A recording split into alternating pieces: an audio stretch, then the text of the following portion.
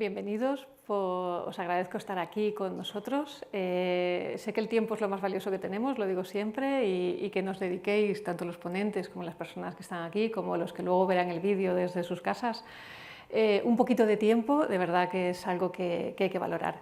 Tenemos un reto muy importante hoy en esta mesa, vinculada también al tiempo, que es lograr acercar el autismo desde sus diferentes ámbitos, desde todos los retos que implica, al lector de 20 minutos, cuando es un universo realmente muy complejo. Yo, como coordinadora de Capaces, lo comentaba antes con Luis, soy hija de una persona invidente, esposa de una persona con daño cerebral adquirido y madre de un chaval con autismo. Soy consciente de que la discapacidad es un mundo muy complejo, muy heterogéneo, que nada tiene que ver una con otra. Muchas veces ni sus necesidades ni sus retos. En el autismo pasa un poco eso.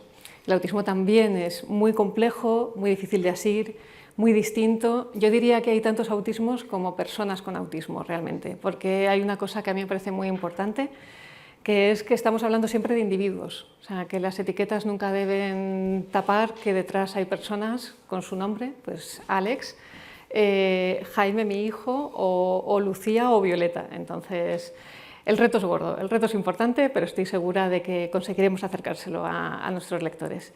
Y gracias por venir, Alex Urbina, Asperger in Evolution. No sé si nos quieres contar por qué Asperger in Evolution o... Digamos que soy un chico que no se conforma con lo que va aprendiendo, soy más bien un estudiante eterno que siempre busca actualizarse constantemente. Fenomenal, como todos, Alex, en el fondo, como todos. Y saciar mi curiosidad. Eso está fenomenal y ya te digo, como debería ser con todos. Mar Ugarte, adjunta a la presidencia del CED. Luis de Ucabe, muchas gracias Luis. Mara Parellada, coordinadora de Amitea, del Gregorio Marañón. Y Elena Sánchez, terapeuta ocupacional de Fundación Querer, del Cole de Celia y Pepe. Gracias a todos por estar aquí. Y bueno, y hay que romper el fuego. Y hay que romper el fuego con alguna pregunta. Yo recuerdo cuando mi hijo, que va a hacer 18 años, se hablaba de lo tarde que se enfrentaba al diagnóstico, era tema recurrente en las familias, la pelea a veces porque nos hicieran caso y los derivasen y empezasen a tratarlos y recibir el diagnóstico. La primera pregunta, por empezar un poco por el principio, que es como el punto de partida, es a día de hoy, ¿cómo es esta situación? ¿A qué se enfrentan las personas con autismo y sus familias para obtener durante y tras el diagnóstico en ese momento inicial? Te miro a ti, Mara. Muy bien. Bueno, afortunadamente ha mejorado muchísimo desde hace 18 años a ahora. Yo creo que ahora el acceso a profesionales que saben de estas cuestiones es muchísimo más sencillo. Entonces tenemos que complejizar ahora el problema. Siguiente objetivo. Ahora ya, yo creo que los lectores de 20 minutos ya han oído hablar de autismo, seguro, todos. Todo el mundo tiene gente cerca. Hablamos de un espectro donde hay muchísimas personas, como tú decías muy bien, con unas presentaciones muy heterogéneas. Entonces el diagnóstico no es tan difícil. Lo que es difícil es hacerlo a tiempo, bien y completo. Decir TEA a día de hoy, con el espectro tan grande que tenemos, es decir poco. Necesitamos tener todos esos calificadores que nos pueden ayudar a determinar qué tipo de ayuda necesita, cuánta, si tenemos que buscar fundamentalmente autonomía o aprendizaje de conocimientos, qué modalidad educativa es la mejor, qué tratamiento médico. Es decir, dar un paso hacia adelante en individualizar, que decías tú también, en personalizar y poner calificativos. A mí no me gusta hablar de etiquetas porque es muy peyorativo. Son conceptos nosológicos, diríamos, que al final es un consenso de expertos de cuál es la mejor forma de definir un tipo de dificultad. No son realidades naturales tampoco, pero son conceptos útiles, son diagnósticos que además hay que hacerlos cuando hay que hacerlos, ni antes ni después. Pero tenemos que reconocer que antes de poder hacer el diagnóstico podemos hacer mucho. Mucho de intervención temprana, mucho de apoyo. En cuanto un bebé no va bien en interacción social, en comunicación, en lenguaje, hay que intervenir. Yo no tengo que pretender hacer diagnósticos a los 12 meses y que si no los hago no puedo tener la ayuda que necesito. Eso es un disparate. Entonces yo creo que tenemos que dejar de hablar de si llegamos tarde al diagnóstico para pasar a hablar de diagnósticos a tiempo, adecuados y para el uso correcto. A lo mejor para educación, necesitamos otro tipo de valoración, no lo sé. Bueno, lo dejo ahí, que he dicho muchas cosas y no quiero copar y podría hablar todo el día. Veía a Luis y a Elena, y además has cerrado un poquito hablando de educación. Seguro que tenéis algo que aportar sobre estos primeros. Sí, al final el diagnóstico no deja de ser el acceso a recursos, quiero decir, a día de hoy en nuestra estructura, pero también es cierto que tenemos grandes dificultades porque ese diagnóstico es para lo mismo y para lo contrario. Y el acceso a recursos no se ajusta a las necesidades individuales de las personas y es probablemente donde tengamos ese reto, como decía Mara, de dar un paso hacia adelante en afinar en esos diagnósticos para dar respuestas, ¿no? para ajustar con las necesidades educativas y las respuestas educativas y no quedarnos, porque si no vamos a encontrar nunca una respuesta educativa válida para un diagnóstico. Tenemos respuestas para personas y eso todavía estamos muy lejos de que el sistema nos pueda responder con suficiente flexibilidad, yo creo. Claro, yo creo que un poco en base a lo de que quizá no hace falta tener un diagnóstico, ¿no? O sea, al final, si hablamos de personas, hablamos de características, aunque todo nos vaya a llegar y lo estemos viendo desde que el niño tiene 12 meses y vemos que nos señala, aunque nos vaya a llevar a algo, podemos empezar a trabajar con lo que tenemos. Entonces sí creo que el acceso a lo mejor a educación podría hacerse sin esperar a tener un diagnóstico concreto que nos vaya a dar un dictamen determinado para optar a una plaza en un aula X. Sí que creo que podríamos ir rescatando todas estas cosas en base un poco a diagnósticos un poco descriptivos o sin poner diagnósticos, pues lo que vamos viendo del niño que va necesitando apoyos o para atención temprana e ir trabajando sobre esto, porque lo que no podemos esperar es a que el niño tenga 4 años y un diagnóstico certificado para empezar a trabajar con él. Yo creo que en cuanto que se ve algo y se ratifica algo, pues hay que empezar, más allá de si es tardío o no es tardío. Mara, creo que querías apuntar algo. Bueno, claro, me ha sorprendido que Luis lo primero que dijera que el diagnóstico es una forma de acceso a servicios, como si fuera el uso. Yo creo que hay mucha perversión en eso. O sea, yo creo que los diagnósticos son diagnósticos clínicos, son del ámbito sanitario. Creo que hay determinados servicios, determinadas ayudas que no deberían vincularse a diagnósticos.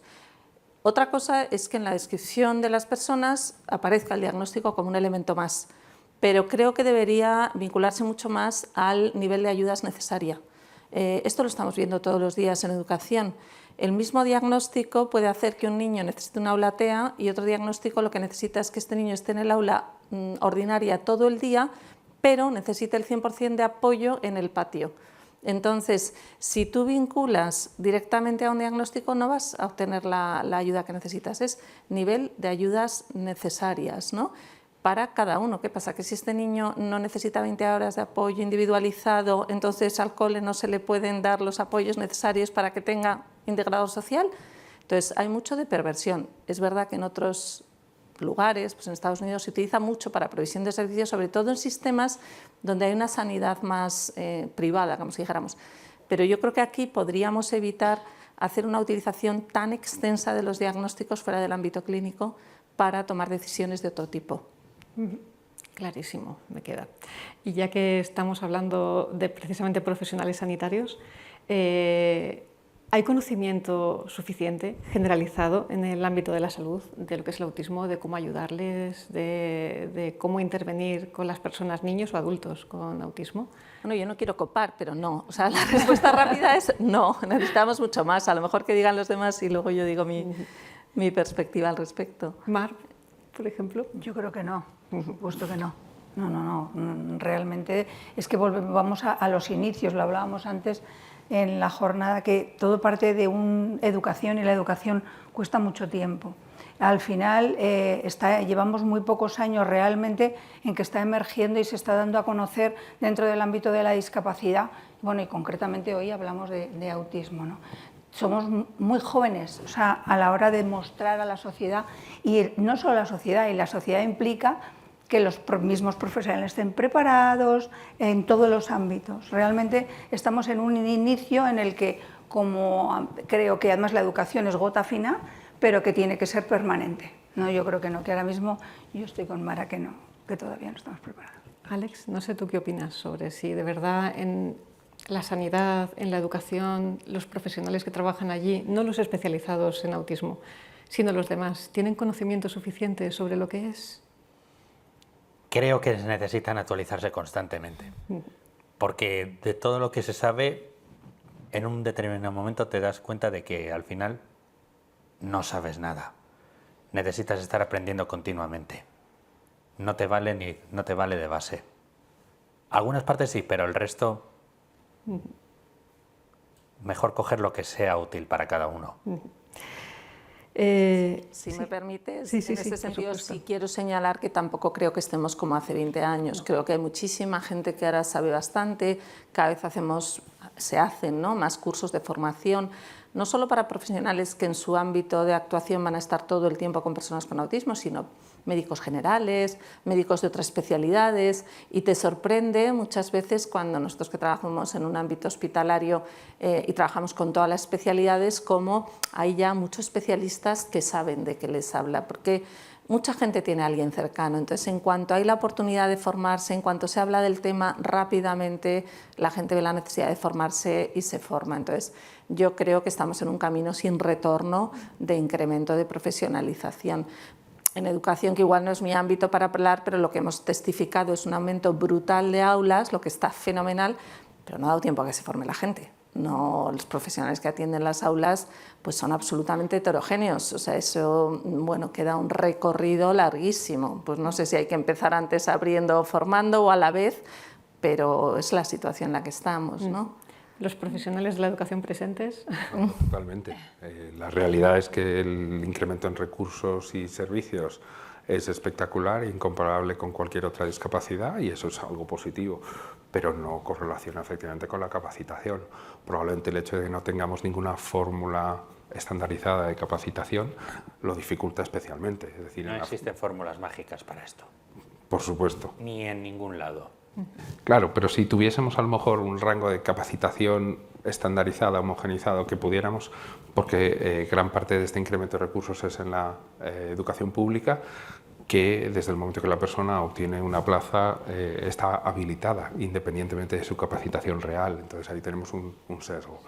En lo que es la concertada y la privada, bueno, la capacitación ya hay responsabilidad de las titularidades y se puede gestionar de otras formas, que no quiere decir que esté bien siempre tampoco, ¿no? Pero desde luego es un reto abismal y correlaciona con el otro, es decir, la prevalencia de personas con autismo es la que es, y ahí pues, la falta de respuesta del ámbito clínico, de decir qué está pasando para que esa prevalencia siga subiendo y no tengamos respuestas, pues también es importante, al margen de que la realidad es tenemos una población con autismo que es descomunal, a la que el sistema educativo no está dando respuestas. Elena. Pues yo sí creo también que falta capacitación, aunque yo soy una intrusa en educación, porque soy un personal sanitario dentro de educación, porque en el cole, aparte de profes, luego estamos terapeutas ocupacionales, logopedas. Entonces, sí creo que falta capacitación, también por echarles un capote, creo que les falta a veces tiempo, porque al final el aprendizaje o lo que llevamos visto de los estilos de aprendizaje de los chavales con autismo tan visual requiere mucho tiempo de preparación de material, para adaptar, para organizar, para ordenar, mucho tiempo. Sacar imágenes, o sea, es que es brutal, ¿no? Entonces, a veces falta y vas un poco como pues, a lo verbal. Y a veces lo verbal, pues... Yo quería añadir otro factor, o sea, los que se han comentado, ¿no?, de la diferencia de velocidad, ¿no?, de recursos, capacitación, totalmente de acuerdo contigo, la falta de tiempo, pero yo creo que hay un elemento aquí también que es poco políticamente correcto, que es el político.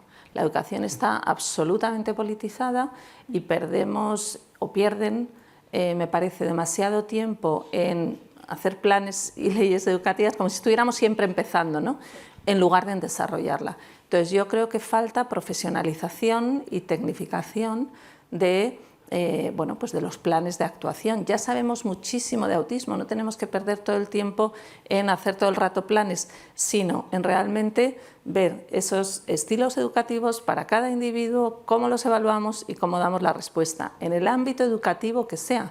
Pero estamos todo el día como si tuviéramos que inventar la rueda, hablando de modalidades educativas o haciendo nuevos planes. Entonces, me parece que eso es un problema estructural. Eso es absolutamente crítico. Es inconcebible que en la Comunidad de Madrid tengamos aproximadamente, es generoso, pero unas 1.200 aulas específicas, entre aulas TEA y aulas específicas de autismo, y no exista ningún rango en el que se pueda definir esa, o sea, es casi en sí mismo constituye un núcleo tan grande y una inversión económica tan grande, pero a la que no está acotada eso, ni la profesionalización, ni la capacitación, ni los propios recursos que se asignan, porque son completamente diferenciales, ¿no? Entonces eso es absolutamente político. Claro, entonces estamos empezando de cero todo el rato y ya no es tan importante el plan que haya. Sí, yo creo que las cosas generales, la inclusión, la no estigmatización, la aceptación, todas esas cosas es que las compartimos todo el mundo. Lo que hay que pasar ahora es al detalle técnico y profesional y decir, vale, tiramos con lo que tenemos y vamos a decir cómo evaluamos a los niños para dar a cada uno lo que necesitan. Y no discusiones estériles de si tiene que existir no sé qué tipo de educación o no sé qué otra. Tendrá que existir la que dé respuesta a las necesidades de los niños, pero hay que ponerlas blanco sobre negro. ¿Cuáles son? ¿Cómo las evaluamos? ¿Cómo hacemos la calificación? Bueno. Claro, pero ahí volvemos al mismo. Tenemos un sistema ya para dar respuesta a personas con autismo. Insuficiente, pero tenemos un sistema. 1.200 aulas. El sistema de derivación, de clasificación y evaluación no da respuesta al sistema que existe. Tenemos a personas muy competentes en los equipos de zona y personas sin ningún tipo de conocimiento que tienen la responsabilidad de hacer las evaluaciones para determinar la idoneidad o no y la derivación a estos servicios. Tenemos a personas que tienen derivaciones porque la familia muestra un interés y tenemos a personas que derivan por una orientación conceptual, política o ideológica. No, todos a inclusión, no, todo el que tenga una discapacidad reconocida va a especial. Y esa variabilidad se mantiene en el día de hoy de forma generalizada en nuestra comunidad. Sé que Mar tiene mucho que decir. Yo es que estoy en la parte de defender esa inclusión y bueno, pues todos esos valores que al final estoy de acuerdo absolutamente con vosotros, con que al final el dar a cada niño lo que necesita es absolutamente contrario a lo que políticamente se está trabajando, ¿no? Al final volvemos a querer encasillar a los niños, lo has dicho tú muy bien, o a ordinaria o a especial. Es decir, aquí se han convivido durante más de 50 años dos especialidades que no discuto que haya que mejorar muchísimo, por supuesto, porque, lógicamente, porque lo que os he dicho, estamos viviendo situaciones en las que están emergiendo el conocer el autismo, el conocer muchísimas enfermedades raras, muchísimas situaciones de discapacidad que hasta ahora no estaban visibilizadas, ¿no? Y eso crea unas nuevas necesidades.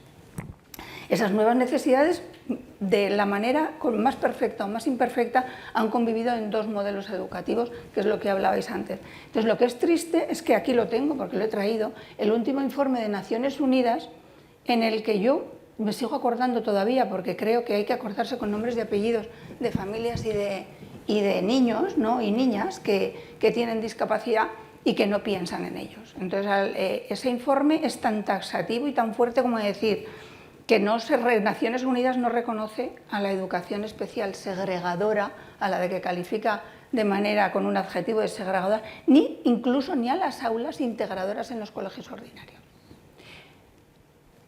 Bueno, os he hablado de un punto de los 80 y tantos que hay, que en todos dice prácticamente lo mismo de una manera u otra, ¿no? Entonces, al final, ¿estamos reconociendo? No estamos reconociendo, estamos denegando derechos. O sea, se supone que estamos en una sociedad en la que vamos a reconocer más derechos, en la que tenemos que dejar la libertad, pero ya no solamente educativa y sanitaria, para que cada uno elija lo que necesita, con los apoyos que necesite, con los foros que necesite para que sus hijos, estamos hablando concretamente ahora de niños, ¿no? Y vamos para atrás. Yo tengo la sensación que vamos para atrás, no es sensación, el hecho de que estamos restringiendo derechos más que dándolos, ¿no? y con situaciones tan complejas como las que están llegando situaciones nuevas. Todos estos son situaciones nuevas, de pocos años hasta ahora, que hay que regular y que hay que gestionar. Yo creo que todos tenemos claro que a cada niño hay que intentar cambiar ya no solamente el sistema, yo creo que hay que cambiar, no los modelos, el sistema educativo a la hora de dar a cada niño lo que necesita y esos planes individualizarlos, ejercerlos de verdad. Pero fíjate, Mar, yo creo que yo desde el ámbito de la propia educación no creo que sea tanto una cuestión de los sistemas. Yo he vivido ya, he trabajado en no sé cuántas leyes orgánicas.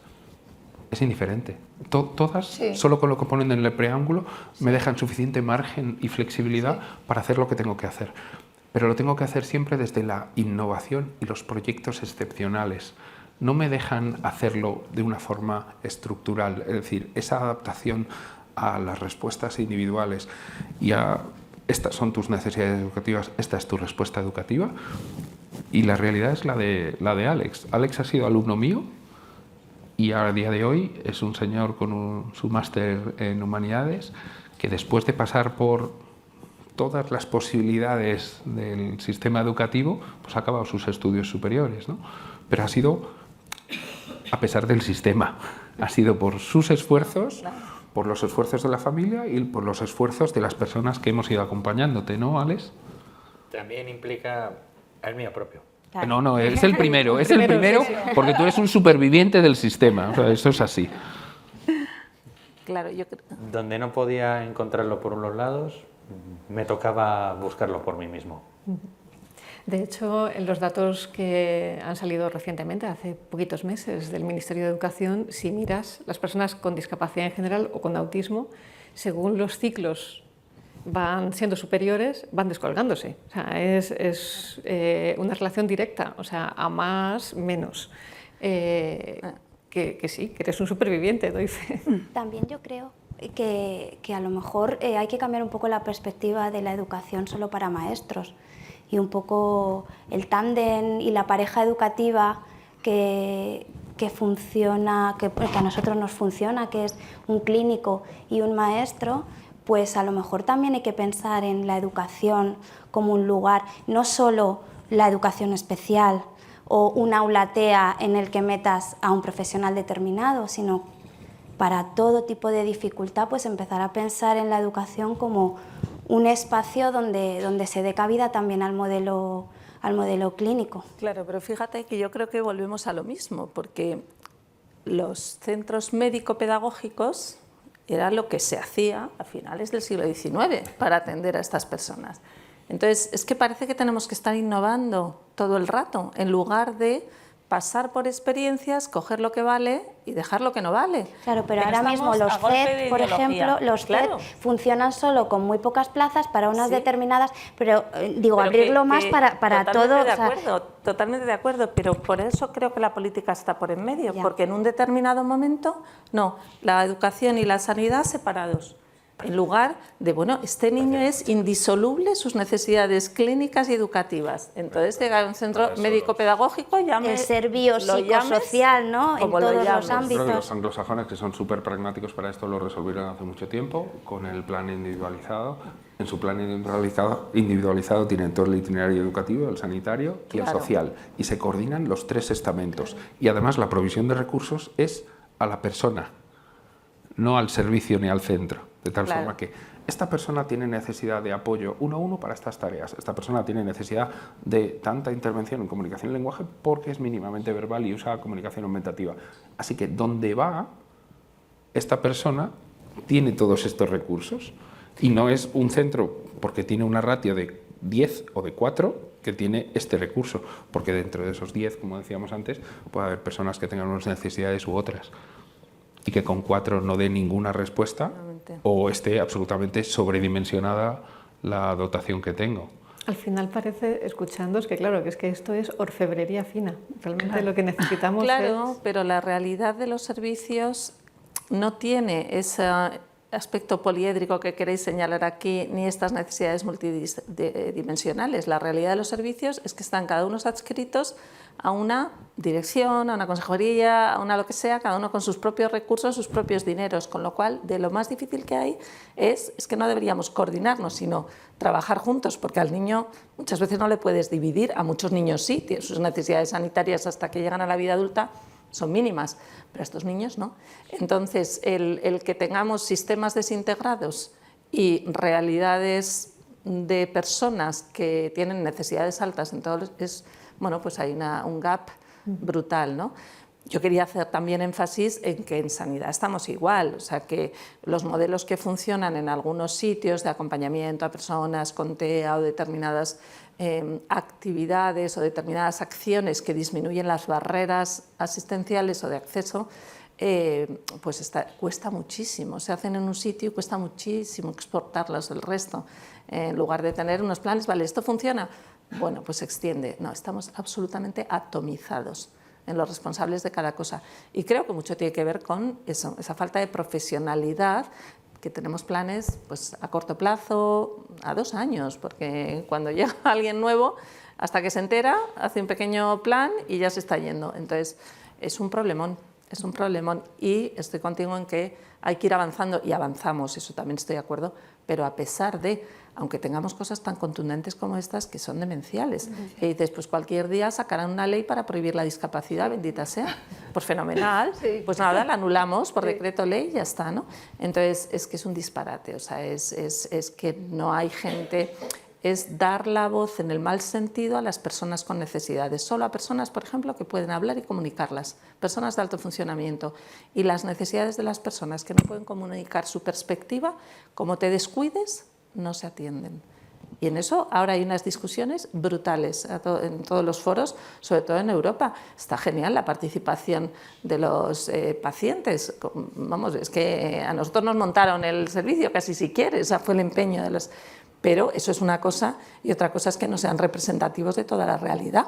Claro, lo está viendo ahora con todo el activismo, está dejando fuera un montón de gente que no puede acceder, casi todo además ocurre en blogs y tal, toda esa gente que no puede entrar a toda la vía digital se está quedando... No, ni a la vida digital ni a la analógica. Bueno, pero que no puede hablar. Hay una cuestión que es evidente, es decir, las dificultades propias de una persona con autismo se traducen y se significan principalmente en el ámbito de la comunicación, la interacción social, y las dificultades propias de esas, digamos que en muchos segmentos y en muchas personas nos ponen grandes dificultades para esos ejercicios empáticos y de generalización del concepto y del grupo, ¿no? Entonces, muchas personas activistas y muchas personas que hablan en primera persona tienen una visión que es 100% válida, pero que es su visión.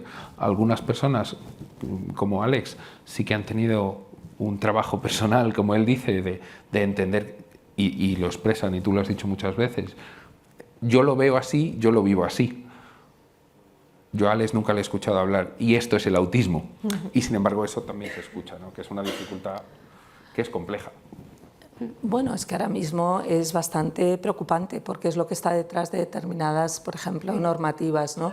Es lo que estará detrás de la ciencia. Si tú no regulas la manera en que las personas con autismo participan del diseño de proyectos de investigación, pues el sesgo es brutal, y entonces hay determinadas cosas que no se van a investigar nunca, hay cosas que se investigan todo el rato, entonces es un camino absolutamente necesario, pero hay que profesionalizarlo, hay que capacitar a los profesionales para la interacción centrada en la tarea con personas con autismo, hay que capacitar a las personas con autismo a conocer cuáles son las herramientas y metodologías de investigación, y hay que seleccionar a gente representativa, gente de alto funcionamiento, cuidadores de bajo funcionamiento.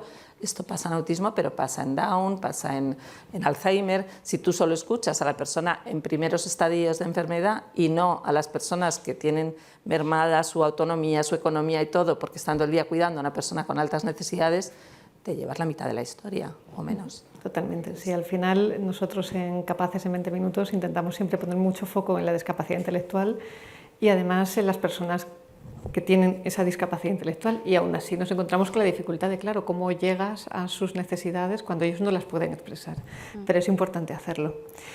Voy a cambiar un poquito el tercio y voy a preguntarte a ti primero, Alex, aunque querría saber la opinión de todos. Se ha hablado aquí de planes, y es que justo hace muy poquito se ha aprobado un Plan Nacional de Autismo que no sé qué opinión nos merece. No sé si eres consciente, Alex. No soy muy de ver las noticias. No eres de ver las noticias. Nada que sentir, no pasa nada. ¿Te parece bien que pasemos a Mar entonces? A ver qué opina ella. Bueno, pues a mí hay una cosa que me parece buena. O sea, el hecho de que haya un plan es que hay una parte de visibilización, aunque yo en los planes no creo mucho. Todavía no conozco un plan que se haya ejecutado, porque los planes no son ejecutivos, no son coercitivos, ni obligan a nadie y al final, de verdad, todavía no los conozco. Además, haciendo colación a esto, lo que decía antes el compañero, en 40 años de 8 leyes educativas, ninguna se ha aprobado por unanimidad, con lo cual siempre ha sido un arma de pelea. ¿Vale? Y la educación debería ser algo básico, donde debería ser sanidad y educación un pacto de Estado en que todo el mundo debería estar de acuerdo, ¿no? Entonces, un plan, pues está muy bien. Yo, el plan realmente, el problema que tienen las leyes y los planes es que son tan generales, que se quedan en el camino para concretar, que es lo que estaba contando Mara. Al final se queda a mitad de camino, creo que son 40 millones para 3 años, creo que el dinero, vamos, no sé qué pensaréis, no hace falta que diga lo que pienso, de los 40 millones... Te voy a interrumpir, Mar, hace poquito leí que el doble de financiación, si no el triple, porque te recuerdo muy mal los números, pero vamos, mínimo el doble, se llevaba un plan para que los estudiantes, los jóvenes españoles, pudieran visitar España y ciudades de España. Por eso te digo, es que me parece hasta insultante. O sea, primero me parece insultante el dinero, me parece en 3 años. Y bueno, son visibilización, vuelvo a lo mismo, son los puntos del plan son tan generales que se va a quedar en generales. Ese es el problema. O sea, el problema de esto es que al final lo que tiene que haber es una parte ejecutiva en la que se diga en el plazo de 3 años esto se pasará a profesional, porque al final si no se cuenta con los profesionales que se dedican a eso, en sanidad, en educación, nos quedamos todo en agua de borrajas. Pero es que nos está pasando absolutamente en todos los ámbitos, no estoy hablando solamente con autismo, estoy hablando con salud mental, pasa exactamente lo mismo. Hay un plan general de salud mental, es como, bueno, es papel mojado, al final les queda muy bien a los políticos hacer muchos planes. Eso es lo que parece que son los planes, ¿no? Son argumentarios políticos muy buenos. Que les queda muy bien, muy bonito, que se preocupan mucho. Fíjate, si nos importa, tenemos el plan. Pero la práctica, que esa es otra... Nada, claro. Claro, yo creo que lo que hay que rescatar es lo que funciona de los planes, desde luego tú has nombrado, la parte que tengan un dinero asociado es absolutamente fundamental. Aquí por lo menos hay algo, en otros no hay nada, es poquísimo. Es poquísimo porque es grandioso también, que no hace falta, es que yo ya no pierdo el tiempo mirándolo, lo que hace falta es financiación ligada a objetivos concretos y no necesariamente de innovación, sino estructurales. El Plan de Salud Mental de la Comunidad de Madrid, el de los 2022, que sí que tuvo dinero, pues se consiguieron cosas concretas con una serie de objetivos e indicadores. Pues se rellenaron todos los programas infanto-juveniles de salud mental de psiquiatras infantiles, cosa que no había antes. Se abrió un segundo Amitea en otro hospital. Mucho menos de lo que uno querría, porque si mantiene el mismo plan durante mucho más tiempo es mucho más fácil seguir cumpliendo objetivos, porque si no, entre que te pones a hacerlo, terminas de hacerlo, te queda pues un año para hacer cosas. Entonces yo creo que lo que funciona ya se sabe, es tener objetivos concretos, con dinero para ello, indicadores concretos y bueno, pues con un consenso de qué es lo que queremos. Entonces, a lo mejor la ideología detrás no es la misma, da lo mismo, pero en realidad que todos queremos dar a cada uno lo que necesita, dudo que haya gente que no esté de acuerdo. Claro. Entonces, si no buscamos el denominador común y lo desglosamos en objetivos e indicadores concretos, estamos todo el día en la pelea de la ideología detrás. Y si te descuidas, pues en cosas como esa, que es que luego hay que darles la vuelta. Totalmente, es que vete y da la vuelta a esto luego, ¿eh? Y un poco de obligado cumplimiento también, ¿no? Porque con la ley de adaptabilidad, por ejemplo, o sea, si es importante para hacer un plan, ¿por qué no es importante para cumplirlo? O sea, no es quien quiera que lo haga, con la ley de adaptabilidad ha ido pasando, ¿no? No, sería recomendable ir eliminando hasta que no se ha dicho en el 2025 todos los edificios, bla, bla, bla, bla, bla, bla, no se ha puesto la gente las pilas, ¿no? a hacerlo. Entonces, un poco eso, si al final funcionamos así, pues si falta conocimiento, voluntad o... pues vamos a obligar a que realmente los planes También se podemos hacer cumplan. refuerzo positivo, ¿no? Al que lo haga le doy Ojo, pero más es que con el tema de la- dinero, con más el ayuda, tema, más claro, sí, incentivo sí. para lo que sea. Y luego, claro, hay que poner prohibiciones a cosas como con los niños, ¿no? Pero también se puede hacer mucho con incentivos y refuerzos. Absolutamente. Yo creo son planos diferentes. O sea, el plano ejecutivo al final es el crítico y al plano ejecutivo tienen que llegar recursos y respuestas y facilitadores. Y el plano legislativo y de los planes es imprescindible. Hace falta visibilidad, hace falta presencia en presupuestos, Claro. presencia real. Presencia Pero son real. dos planos diferentes. El problema es que primero, si pensamos que en el plano superior se va a solucionar algo, yo sigo diciéndolo, o sea, en los colegios, en los centros, trabajamos a pesar del desarrollo normativo. O sea, y cuanto más especialización y más dificultades tienen nuestros usuarios, mejores somos en encontrar las vías para hacer lo que tenemos que hacer al margen del sistema y encontrando los resquicios para dar respuestas a necesidades. Y esto es un poco la pena, es decir, si es que no hay que reinventar la rueda, no hay que estar reescribiendo el sistema educativo y otra ley orgánica y otra más, ni necesitamos grandes fuegos de artificio, sí es sencillísimo. ¿Por qué no tenemos terapeutas ocupacionales? ¿Por qué podemos tener maestros EAL, pero no podemos tener logopedas, que tienen una cualificación diferente? ¿Por qué no podemos tener fisios? No, es que es un... Es ámbito educativo y no sanitario. Claro. O La una realidad, ¿cuál es? enfermera para Pero la darle la realidad- medicación a un Bueno, chico que se las no. tiene que tomar a mediodía y Pero no sí, se la puede tomar esto porque es no una hay conversación que enfermera. tenemos con Mara continuamente. Nosotros tenemos un armario de medicación que tiraría de espaldas a cualquiera que se ponga. Tenemos más neurolépticos que muchísimas consultas. ¿Y quiénes los administramos? Los maestros, los psicólogos, Ya. con un rango de 2000, vulnerabilidad a todos los niveles. Sí, 2022, 23, 24 hemos empezado a hacer algo que, claro, hemos empezado con programas de enlace con los colegios, sanitarios yendo a los colegios, poniendo de acuerdo Consejería de Sanidad y Educación, que esto lo estamos haciendo y este año, afortunadamente desde este año, también a colegios de educación especial, pero que esto lo estamos haciendo en 2024. Ya. Es tremendo. Pues Pero bueno, pues es se que es está tremendo. haciendo, se Es está tremendo haciendo. que tengamos pero una es plantilla de tremendo. profesionales que tienen que llevar medicación de rescate en una riñonera que se pasa de persona a persona según va la persona y que no tenemos a uno, tenemos a lo mejor a 25 Con lo cual, epilépticos farmacoresistentes con episodios que hay que intervenir. 25, es decir, que se llevan 25 medicaciones de rescate en un equipo de intervención educativa sin ninguna supervisión médica ni vergüenza. clínica. Bueno, pues esta es nuestra realidad y cuando lo demandamos, oiga, por lo menos una enfermera, aunque sea para tener una referencia y alguien que nos organice, nos gestione un poquito, que lo tenemos todo muy protocolizado y nos lo revisa después buenos amigos y este tipo de cosas, pero no. ¿Tenemos fisios? Sí, claro, conseguimos financiación externa de una empresa y mientras dure tenemos fisio y terapeuta. Sí, el problema es no extender a toda la población las prácticas, las buenas prácticas, ¿no? Y yo creo que ya hay ejemplos muy claros en educación, en sanidad. Yo diría que el problema es, tú lo has llamado ejecutivo, yo en el ámbito de la investigación llamamos transferencia.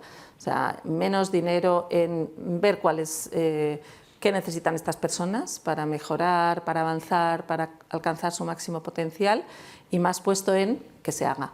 En que se haga a base de personal, a base de formación, a base de pues eso, documentos de procedimiento de acción y no tantos idearios, ¿no? Yo creo que ya sabemos mucho y en otros países saben mucho y bueno, yo creo que hay que hacer. Hay que bajar de la teoría a la práctica, Sí. efectivamente, con voluntad y con recursos.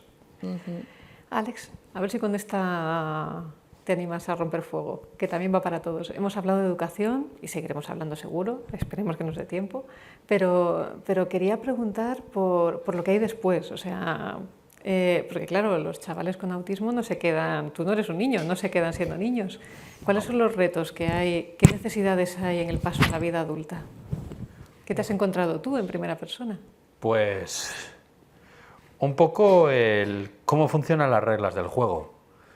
En plan, cómo se mueve la sociedad, cómo interactuar con ella, que la mayor parte aconsejo no seguir el mismo camino que hace toda la mayoría de la sociedad, mejor crearos vuestra propia intuición.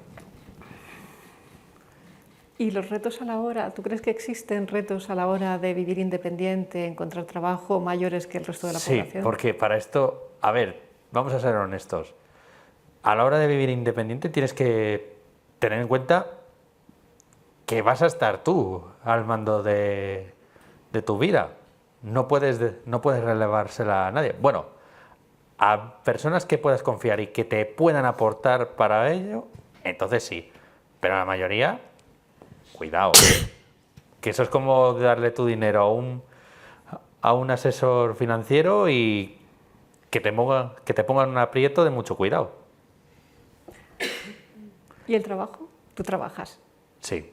Pero es también un reto, entiendo, complicado para las personas en general con autismo. También tendrás amigos y compañeros y imagino que tienen muchas dificultades en este ámbito.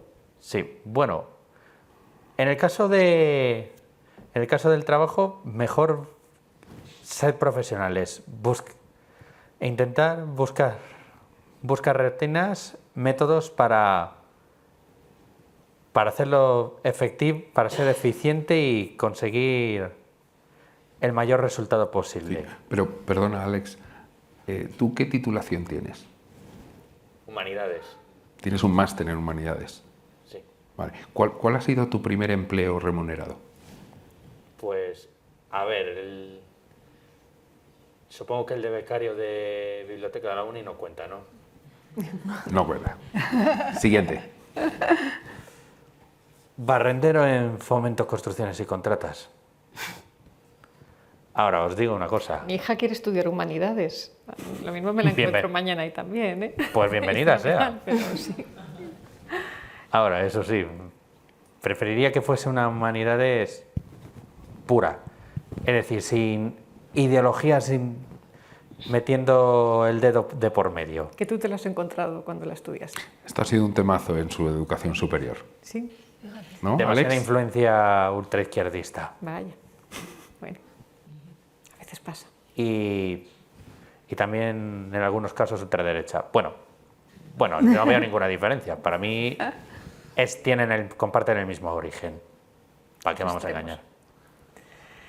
¿Te parece si preguntamos al resto? A ver, porque yo creo que ellos también tienen idea de los retos de la edad adulta y el autismo que... Yo creo que y sobre todo yo creo que el trabajo es importantísimo. O sea, yo considero que es utilizando el lenguaje de inclusión y sobre todo, más que inclusión, a mí me gusta más convivencia.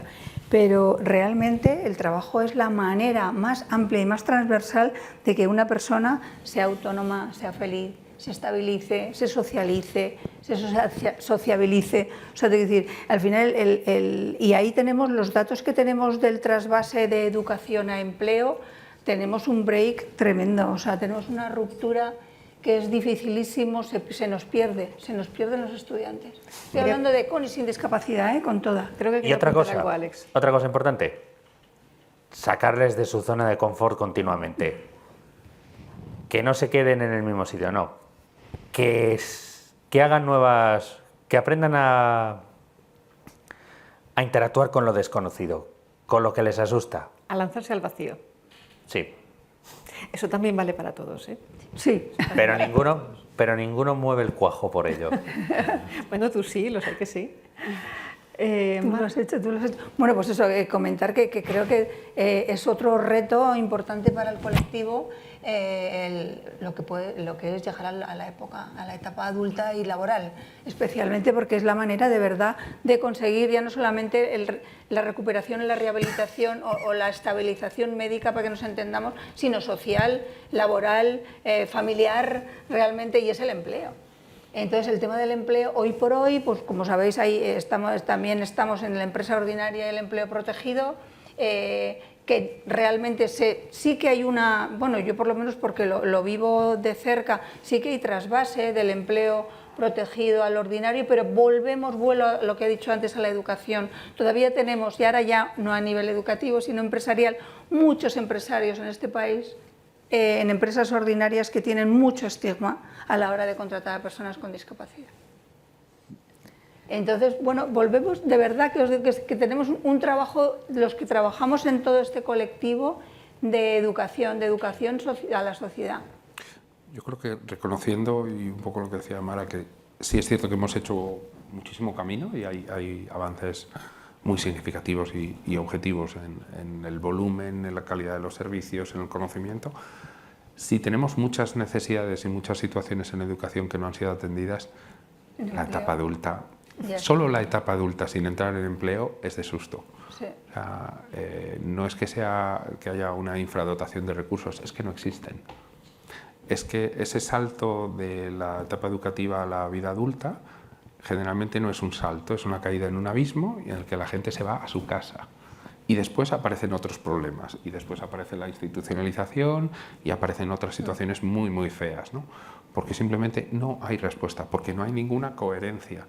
Incluso administrativamente, ni siquiera, es decir, se dan situaciones surrealistas en las que puede estar un alumno matriculado en un centro educativo y estar de alta en un centro de asuntos sociales simultáneamente. Y las administraciones son tan estancas que ni siquiera tienen noción de esas situaciones.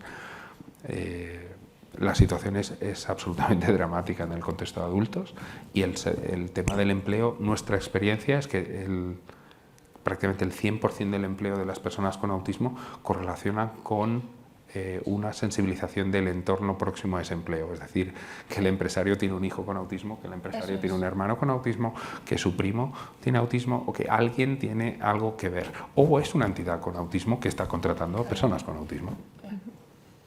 Sí, vamos, en relación con este tema, a mí la palabra que me gusta es participación de la sociedad. O sea, al final, los niños, que es fundamental para el crecimiento y para empezar a andar por la vida, pero son menos años niños que adultos, están protegidos por sus padres, por el sistema educativo, pero los adultos no. Entonces, desde luego, la mejor forma de participar de la sociedad a lo largo de la vida es el trabajo, clarísimamente. Ahí yo creo que todavía hay mucho que hacer desde los momentos iniciales, es decir, qué necesitan estas personas de apoyo en los distintos puestos.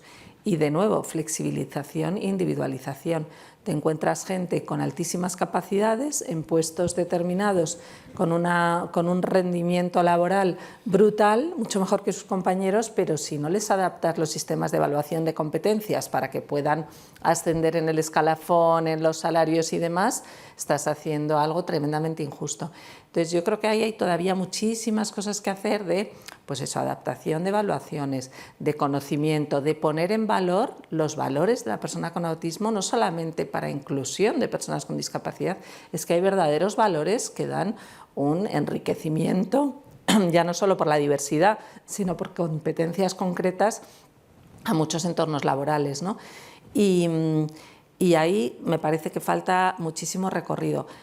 Creo que hay una parte también que hay que trabajar con las personas con autismo de pasar o incluir al lado de los derechos las responsabilidades, porque eso es lo que muchas veces echa para atrás, creo, a los empleadores.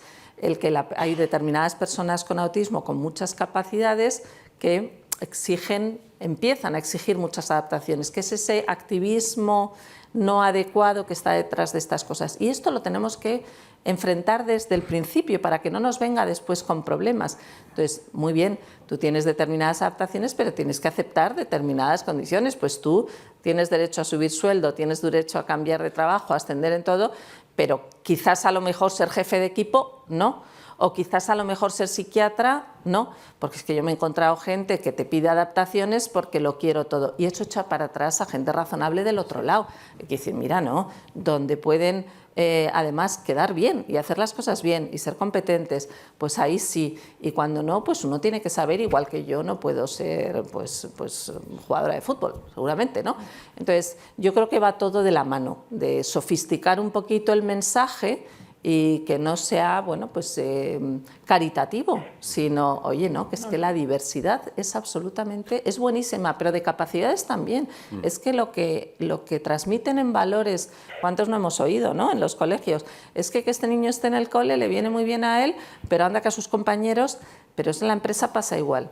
Pero luego hay capacidades concretas muy, muy, muy destacadas. Hay un sesgo también, que este sí que es propio del sistema educativo, y es que la modalidad de estudios intermedios que probablemente mejor se ajusta a mucha de la realidad de muchísimas personas con autismo, es la formación profesional, mucho menos conceptual, más aplicada, más tangible, con mucha más práctica, y sin embargo la formación profesional no existen los apoyos, no existen.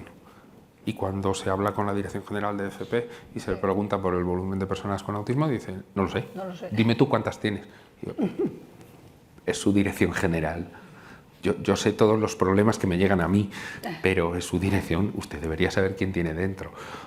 No existen personas especializadas, no está la figura de un especialista que tenga algún conocimiento, ya no en autismo, en educación especial, y suma y sigue.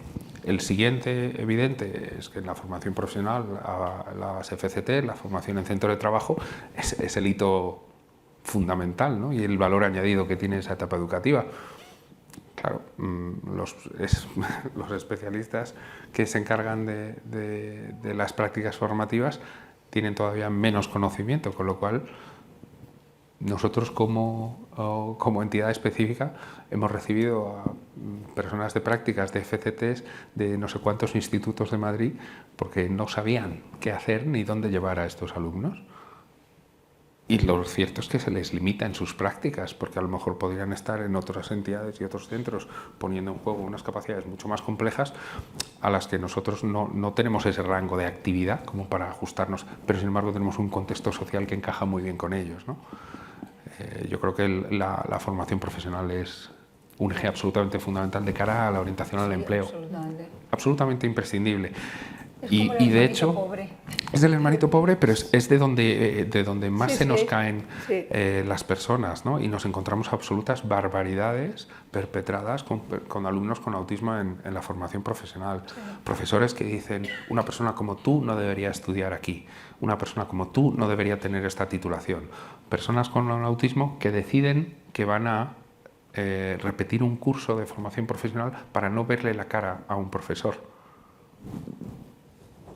Ese es el nivel de desgaste que tenemos para algunas personas, ¿no? Sí, Elena.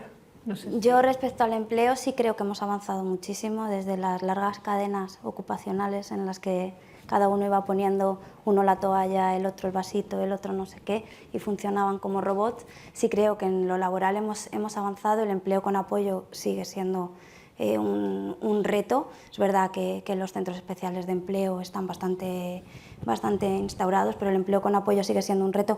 Y en el caso del autismo creo que un reto mayor, porque me he encontrado en varias, no una, varias, el argumento de es que no se le nota que tiene discapacidad. Bueno, es invisible, ¿no? Entonces, prefiero contratar otro tipo de discapacidad que la persona que va a comprar lo esté viendo desde lejos, desde que entra en el pasillo, esté viendo la persona que le va a atender. El autismo, como no se le nota, no lo voy a contratar. Entonces ahí es una necesidad de visibilización y de concienciación brutal.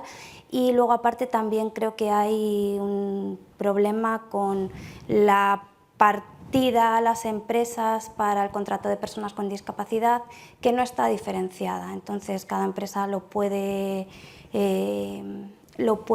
gastar como quiera y muchas optan por en vez de contratar, pues realizar otro tipo de servicios que entran por esa cuota social en el que las empresas están obligadas. Entonces, una vez más, como obligar, ¿no? Y diferenciar bien, pues no, es que esto no es para que contrates con X empresa la cesta de Navidad, esto es para que contrates a una persona. Aquí hay un melón todavía más complicado. Yo conozco el caso de una persona que se ha estado preparando durante un año para una oposición y al ir a presentarse no le han dejado presentarse porque iba por el porcentaje de plazas reservadas para personas con discapacidad. Esta persona tiene autismo, certificado con certificado de discapacidad, pero no tiene discapacidad intelectual. Bueno. Vaya. Entonces ha sido excluida de la convocatoria. Ahí Claro, esto es una paradoja bastante curiosa, porque no tiene discapacidad intelectual, pero tiene unas dificultades evidentes. Es una persona que tiene una percepción literal del lenguaje que le genera una dificultad en la interacción y en muchísimos procesos a todos los niveles, que está perfectamente justificado que entre en esa cuota de reserva para personas con discapacidad, y además tiene un certificado que acredita que tiene una discapacidad. Y sin embargo... No, es increíble. Luego los mismos departamentos, eso son en el ámbito público, en los departamentos de recursos humanos, bueno, a nosotros es que nos solicitan, nosotros formamos en las empresas a los departamentos de recursos humanos, porque realmente cuando ellos dicen es que fracasamos en la contratación, no es que fracasen, es que no saben contratar a personas con discapacidad. O sea, partiendo del hecho de que el 98% de la empresa española son pymes. Nos ha demostrado el COVID que las empresas españolas, concretamente estoy hablando de España o conozco España, no están preparadas para trabajar por objetivos. O sea, aquí no se le hace una carrera profesional a nadie. Tú entras a trabajar en una empresa y el primer día te cuentan cosas muy bonitas, pero luego realmente no hay una carrera profesional, no hay unos tips a la hora de cuando cumplas este objetivo pasarás a senior plus, a senior... Eso no existe en España. Como no existe, imaginaros, todo, en este caso que estamos hablando de autismo, que necesitan evaluar sus capacidades, sus competencias, igual que lo necesitan en educación, pues entra en una empresa y vete y evalúa. No saben evaluarlo, no saben, no tienen ni idea. No saben cómo evaluar a esa persona, con lo cual, si tú a esa persona, volvemos a la evaluación, conoces sus competencias, sus capacidades y adaptas el puesto, yo siempre digo, adaptas el puesto que tú necesites, por supuesto, esto no es una ONG, tú adaptas ese puesto a esas capacidades, funcionan perfectamente. Nosotros hemos demostrado con números que la contratación de personas con discapacidad en una empresa tiene un retorno positivo. Tiene un retorno positivo en todo, en crear equipo, incluso en retorno económico para la empresa. Claro, a mí eso me parece clave y volvería un poquito a la matización de la obligación, porque al final creo que hay que capacitar a las empresas, dar las ayudas y dar los incentivos. Luego tendrán que tener su cuota y la tendrán que tener, pero a veces cuando van estas personas demasiado obligadas a un sitio donde no quieren que estén, pues al final sufren, pues que a lo mejor tenemos que sufrir los sistemas, más que la persona individual. Entonces yo creo que en este ámbito que tienen, ahora está muy denostado el proteger a la gente, pero es que yo creo que hace falta proteger a la gente cuando no tiene capacidad. Entonces a mí me parece que capacitar, dar las herramientas de evaluación, una persona que tutorice, una persona que dar todas las ayudas y todos los datos de lo que revierten positivamente. Y revisar también, yo creo, la forma en la que se está introduciendo las competencias de contratación de personas con discapacidad en las empresas. Y luego también un poco en todo este tema, a mí me decía un chico, si es que, porque es eso, ¿no? Al final tenemos a todos los chavales con autismo en puestos de baja cualificación en comparación al nivel cualificado que tienen a nivel formativo. Entonces me decía, si es que yo lo que le digo a mi jefe, si es que no vas a encontrar a nadie como yo, si es que yo no necesito salir de debajo del coche en el que estoy metido arreglando en 8 horas, ¿a quién vas a encontrar que necesite que pueda estar aquí? Yo ni voy a ir a la máquina de café, ni voy a hablar, yo vengo, trabajo, porque además sabemos que funcionan por focos de interés, entonces en muchísimos trabajos serían eso, revierte económicamente, porque es que son excelentes trabajadores, excelentes. Tenemos un tema importante también en educación pendiente, y es que la gente con alta capacidad que puede desarrollar otros ámbitos de competencias, si no se le proveen los recursos a nivel educativo para mejorar y desarrollar otras habilidades absolutamente imprescindibles, como son todas las relacionadas con la interacción social, nos encontramos a un señor ingeniero en telecomunicaciones y doctor en físicas en su casa porque es incapaz de trabajar. Porque cuando va a cualquier empresa y el jefe dice, vamos a hacer esto, y dice, menuda gilipollez, esto que dices no tiene ningún sentido. Y esto un día se puede gestionar, pero es una cosa que es insostenible socialmente en un grupo. Y esa persona tiene que tener estrategias y habilidades para poder gestionar a gente más torpe que esté por encima de ellos a nivel de funcionamiento. Y es así. Es decir, la sociedad dice que la sinceridad y la honestidad es un valor, pero sistemáticamente todos aprendemos a jugar en la excepcionalidad de esa medida. Es decir, el titular es bonito y mentimos todos como bellacos. Y esto es lo que necesitamos también trasladar y eso es un aprendizaje explícito del sistema educativo a personas con alta capacidad. Sí, pero además con apoyo luego en el mundo laboral, porque ojalá se lo enseñáramos y pudieran, llámalo X, ¿no? Funcionar de forma esperada por los demás en todos los ámbitos y no. Entonces necesitas que esas empresas tengan los mecanismos para, oye, me ha pasado esto, ¿cómo diferencio si este es un insolente o es no sé qué? Échame una mano, ¿cómo adaptamos objetivos? Yo recuerdo un ejemplo con Alex, cuando tú decías del tema de la bueno, la presencia de una ideología muy fuerte en tu facultad. ¿Te acuerdas, Alex, en las conversaciones que teníamos sobre el tema de tu presencia en las manifestaciones? Sí. Comenta un poco. No, sí, es decir, digamos que fue primero por una cosa de justicia moral y social, pero luego me acabé desmadrando cosas malas. Yo tenía unas conversaciones con Alex porque él me contaba, claro, que iba con sus compañeros de facultad a las manifestaciones. Pero cuando yo le preguntaba quién estaba, decía, yo en primera fila y delante antidisturbios. ¿Y tus compañeros? No estaban en primera fila. Claro. Y yo recuerdo la frase concreta de decir, esta consigna que se grita, tú la gritabas. ¿Tú crees en lo que estabas diciendo o no? ¿Te acuerdas? Yo recuerdo una frase concreta. Policía asesina, ¿te acuerdas? Sí, lo que grita la mayoría. Claro, pero tú, ¿eso lo pensabas? Sí. Bueno, no. No, el rango ese de vulnerabilidad, es decir, Sí. la sociedad en un contexto de universidad y de empleo, tú necesitas tener un marco de referencia, un grupo. Al final volvemos otra vez al individuo, a la orfebrería fina que comentaba de que se necesitan soluciones a medidas y luego a lo complejo que es, porque claro, hablamos de discapacidad y autismo y ahí también es un universo complicado de explicar porque está mi hijo que obviamente tiene una discapacidad intelectual asociada y que probablemente no vaya a poder trabajar nunca, salvo milagro en un centro especial de empleo en algo muy concreto y con mucha ayuda, y gente que realmente tiene un desempeño vital, autónomo y eso es muy complicado de explicar y de entender y de buscar soluciones que sean aptas para todos, es imposible, o sea, no se puede. Hablabas antes de activismo, Mara, no es un melón en el que yo quiera entrar, pero es que hay incluso personas que se autodiagnostican el autismo y ejercen de activistas que también entrañan muchos riesgos. Es tan difícil de aprender con una intercalada, ya me entendéis. Nos queda poquito tiempo. Bueno, a ver. Dime.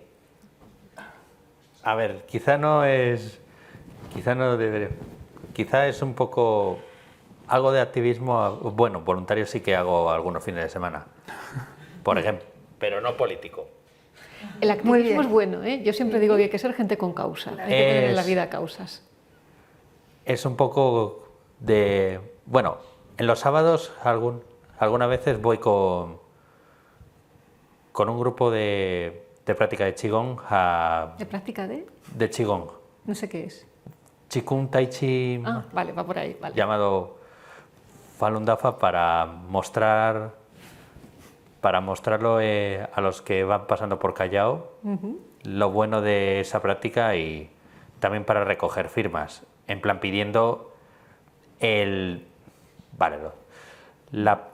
cese de la persecución que se realiza en China contra los practicantes. Pues eso es un activismo, bueno, positivo, efectivamente. Ahí deberíamos que llevan estar desde todos. el 99 persiguiéndolos y con... No te digo más, pero... Pues esos son los activismos que todos tenemos que tener, las buenas causas, eso está fenomenal. Yo volví a que tenemos poco tiempo, por desgracia ya, y ligándolo un poquito, hay una concepción general del autismo como un cajón desastre, de mucho tipo. Ahí te miro a ti, Mara, también, porque entiendo que más que nadie nos puedes aclarar un poco. ¿Sigue siendo así real esa concepción de ese cajón desastre en el que todo cabe y al final, como todo cabe, es complicado de gestionar? Sí, a día de hoy técnicamente es un capítulo muy amplio del espectro autista. Por eso señalaba antes Desde el punto de vista clínico, médico, siempre hay que poner lo que se llaman cualificadores o especificadores clínicos. Entonces, tú no puedes decir solamente el diagnóstico sería incompleto si tú dices TEA. Tienes que decir el nivel intelectual, tienes que decir el nivel de lenguaje, tienes que decir las comorbilidades, tienes que decir si hay una causa conocida y demás, porque eso es lo que va a marcar más el pronóstico y las ayudas que se necesitan. Entonces, esto está ahí. ¿Qué pasa? Que cuando hablas de un espectro y entras en cuestiones dimensionales y menos categóricas, pues al final en los extremos siempre nos encontramos problemas. Entonces, el extremo donde convergen la neurodivergencia y el espectro autista, pues un extremo complicado y que está dando algunos problemas, quizás de banalización de la patología.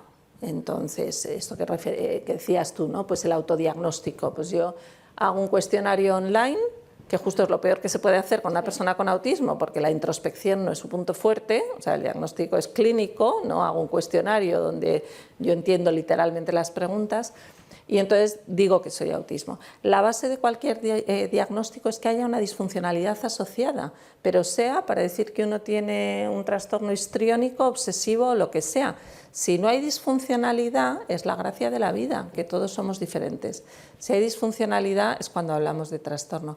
Si uno se autodiagnostica, pues puede autodiagnosticarse. Estamos de nuevo desprofesionalizando todo y la única forma de hacerlo es simplificando. Y es una realidad más compleja. Entonces, una de las cosas que está pasando es que por esta vía de la neurodiversidad que quiere abarcarlo todo, las personas con autismo con más necesidades están viéndose afectadas, entonces están empezando a sugerir cambios terminológicos, por ejemplo, hablar de autismo profundo, hablar de trastorno relacionado con síntomas autistas y dejar el término autismo para el que lo quiera usar. Entonces, a mí me parece que es tremendamente importante cuando hablamos de algo precisar de qué estamos hablando, precisar el concepto, precisar el término, porque si no a veces también entramos en discusiones absolutamente estériles simplemente porque uno está hablando de una cosa y otro de otra. Y bueno, yo no sé qué va a pasar con las nuevas clasificaciones clínicas, con el DSM-6, con la CIE-12, algunas cosas sé, pero bueno, a ver, luego hay que verlo escrito, pero ese es uno de los grandes retos.